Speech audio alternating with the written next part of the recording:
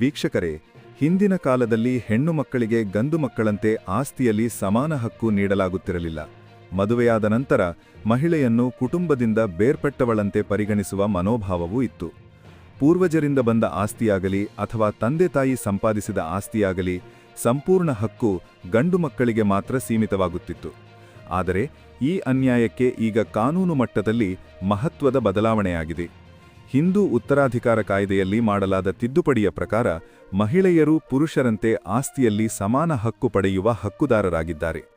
ಭಾರತದಲ್ಲಿ 2005ರ ಹಿಂದೂ ಉತ್ತರಾಧಿಕಾರ ಕಾಯ್ದೆಯ ತಿದ್ದುಪಡಿ ಜಾರಿಯಾದ ನಂತರ ಹೆಣ್ಣು ಮಕ್ಕಳು ತಂದೆಯ ಆಸ್ತಿ ಹಾಗೂ ಪೂರ್ವಜರ ಆಸ್ತಿಯಲ್ಲಿ ಗಂಡು ಮಕ್ಕಳಂತೆ ಸಮಾನ ಪಾಲು ಪಡೆಯುವ ಹಕ್ಕು ಹೊಂದಿದ್ದಾರೆ.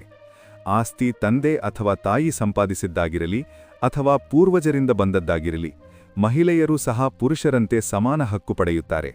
ಆದರೆ ಕೆಲವು ನಿರ್ದಿಷ್ಟ ನಿಯಮಗಳ ಅಡಿಯಲ್ಲಿ ಮಾತ್ರ ಈ ಹಕ್ಕು ಅನ್ವಯವಾಗುತ್ತದೆ ಎಂಬುದನ್ನು ತಿಳಿದುಕೊಳ್ಳುವುದು ಬಹಳ ಮುಖ್ಯ.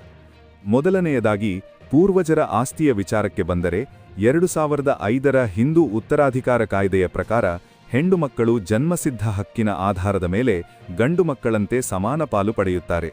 ಮಹಿಳೆಯರು ಆಸ್ತಿಯನ್ನು ಆನುವಂಶಿಕವಾಗಿ ಪಡೆಯುವ, ಹಂಚಿಕೆ ಕೇಳುವ ಹಾಗೂ ಆಸ್ತಿಯ ನಿರ್ವಹಣೆಗೆ ಸಂಬಂಧಿಸಿದ ಬೇಡಿಕೆ ಸಲ್ಲಿಸುವ ಹಕ್ಕು ಹೊಂದಿದ್ದಾರೆ. ಆದರೆ ಆಸ್ತಿ ವಿಭಜನೆ 2005ರ ಮೊದಲು ಅಂತಿಮಗೊಂಡಿದ್ದರೆ ಈ ತಿದ್ದುಪಡಿ ಪೂರ್ವಾನ್ವಯವಾಗಿ ಅನ್ವಯವಾಗುವುದಿಲ್ಲ. ಎರಡನೆಯದಾಗಿ, ಮದುವೆಯಾದ ಮಹಿಳೆಯರ ಹಕ್ಕಿನ ಬಗ್ಗೆ ಹೇಳುವುದಾದರೆ, ಮದುವೆಯಾದರೂ ಸಹ ಮಹಿಳೆಯರಿಗೆ ಪೂರ್ವಜರ ಆಸ್ತಿಯಲ್ಲಿ ಸಂಪೂರ್ಣ ಹಕ್ಕು ಇದೆ. ಆದರೆ ಭಾರತದ ಕಾನೂನಿನ ಪ್ರಕಾರ 1956ರ ಮೊದಲು ತಂದೆ ನಿಧನರಾಗಿದ್ದರೆ ಆ ಸಂದರ್ಭದಲ್ಲಿ ಮಗಳಾದವರು ಆಸ್ತಿಯಲ್ಲಿ ಪಾಲು ಪಡೆಯಲು ಅರ್ಹರಾಗುವುದಿಲ್ಲ ಎಂಬ ಅಂಶವನ್ನು ಗಮನದಲ್ಲಿಡಬೇಕು. ಮೂರನೆಯದಾಗಿ, ತಂದೆ ಅಥವಾ ತಾಯಿ ತಮ್ಮ ಸ್ವಂತ ಹಣದಿಂದ ಸಂಪಾದಿಸಿದ ಆಸ್ತಿಯಲ್ಲಿ ಹೆಣ್ಣು ಮಕ್ಕಳ ಹಕ್ಕಿನ ವಿಚಾರ. ತಂದೆ ಅಥವಾ ತಾಯಿ ತಮ್ಮ ಸ್ವಂತ ಸಂಪಾದಿತ ಆಸ್ತಿಯನ್ನು ಮಕ್ಕಳಿಗಾಗಲಿ ಅಥವಾ ಬೇರೆ ಯಾರಿಗಾಗಲಿ ನೀಡುವ ಸಂಪೂರ್ಣ ಹಕ್ಕು ಹೊಂದಿರುತ್ತಾರೆ. ಅವರು ಜೀವಿತಾವಸ್ಥೆಯಲ್ಲಿ ವಿಲ್ ಬರೆದಿದ್ದರೆ ಆ ಆಸ್ತಿಯಲ್ಲಿ ಹೆಣ್ಣು ಮಕ್ಕಳು ಸಮಾನ ಹಕ್ಕು ಪಡೆಯಲು ಸಾಧ್ಯವಿಲ್ಲ. ಆದರೆ ತಂದೆ ಅಥವಾ ತಾಯಿ ಯಾವುದೇ ವಿಲ್ ಬರೆದಿಲ್ಲದೆ ನಿಧನರಾದರೆ ಆ ಸಂದರ್ಭದಲ್ಲಿ ಸ್ವಂತ ಸಂಪಾದಿತ ಆಸ್ತಿಯಲ್ಲೂ ಗಂಡು ಮಕ್ಕಳಂತೆ ಹೆಣ್ಣು ಮಕ್ಕಳು ಸಮಾನ ಪಾಲು ಪಡೆಯುತ್ತಾರೆ.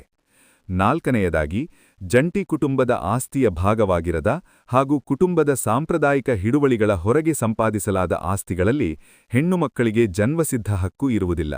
ಇಂತಹ ಆಸ್ತಿಗಳಲ್ಲಿ ಮಹಿಳೆಯರು ಕಾನೂನುಬದ್ಧವಾಗಿ ಪಾಲು ಕೇಳಲು ಸಾಧ್ಯವಿಲ್ಲ.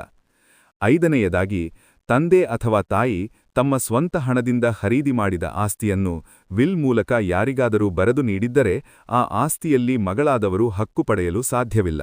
ಆದರೆ ಆಸ್ತಿ ಪೂರ್ವಜರಿಂದ ಬಂದಿದ್ದರೆ ಮಾತ್ರ ವಿಲ್ ಇದ್ದರೂ ಸಹ ಮಹಿಳೆಯರು ತಮ್ಮ ಕಾನೂನುಬದ್ಧ ಪಾಲನ್ನು ಕೇಳುವ ಹಕ್ಕು ಹೊಂದಿರುತ್ತಾರೆ. ಕೊನೆಯದಾಗಿ, ತಂದೆ ಅಥವಾ ತಾಯಿ ತಮ್ಮ ಸ್ವಂತ ಸಂಪಾದಿತ ಆಸ್ತಿಯನ್ನು ಉಡುಗೊರೆಯಾಗಿ ಅಥವಾ ದೇಣಿಗೆಯಾಗಿ ಯಾರಿಗಾದರೂ ನೀಡಿದ್ದರೆ ಆ ಆಸ್ತಿಯಲ್ಲಿ ಹೆಣ್ಣು ಮಕ್ಕಳಿಗೆ ಯಾವುದೇ ಹಕ್ಕು ಇರುವುದಿಲ್ಲ.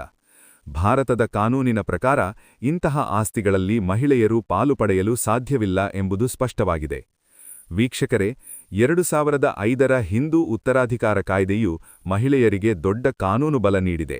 ಆದರೆ ಎಲ್ಲ ಆಸ್ತಿಗಳಲ್ಲೂ ಹಕ್ಕು ಸಿಗುತ್ತದೆ ಎಂಬ ತಪ್ಪು ಕಲ್ಪನೆ ಇರಬಾರದು. ಯಾವ ಆಸ್ತಿಯಲ್ಲಿ ಹಕ್ಕು ಸಿಗುತ್ತದೆ ಮತ್ತು ಯಾವ ಆಸ್ತಿಯಲ್ಲಿ ಸಿಗುವುದಿಲ್ಲ ಎಂಬುದನ್ನು ಸರಿಯಾಗಿ ತಿಳಿದುಕೊಂಡು ನಿಮ್ಮ ಹಕ್ಕುಗಳ ಬಗ್ಗೆ ಜಾಗೃತರಾಗುವುದು ಅತ್ಯಂತ ಅಗತ್ಯ.